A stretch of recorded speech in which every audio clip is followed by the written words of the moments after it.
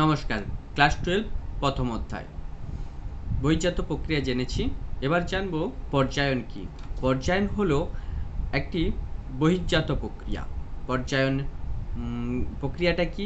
অসমতল ভূমিভাগ, উঁচু নিচু ভূমিভাগ, বন্ধুর ভূমিভাগ ক্রমে ক্রমে ক্ষয় ও সঞ্চয় কার্যের মাধ্যমে একটা সমতলে পরিণত হওয়াকে পর্যায়ন বলছে। মানে অবরোহণ আরোহণ প্রক্রিয়ার মাধ্যমে একটা উঁচু নিচু অসমতল ভূমিভাগ সমতলীকরণ, ক্ষয়সীমার সাপেক্ষে সমতলীকরণ হয়ে যাওয়াকে পর্যায়ন বলছে। তাহলে পর্যায়ন অবরোহণ ও আরোহণের যৌথ প্রক্রিয়ার ফলে সমতল পৃষ্ঠের যে সৃষ্টি হয় সেটাকেই পর্যায়ন বলছে।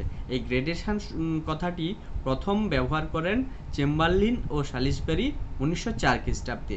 তারও অনেক আগে ভৌগোলিক ক্ষয়চক্র বলতে গিয়ে 1876 সালে জি কে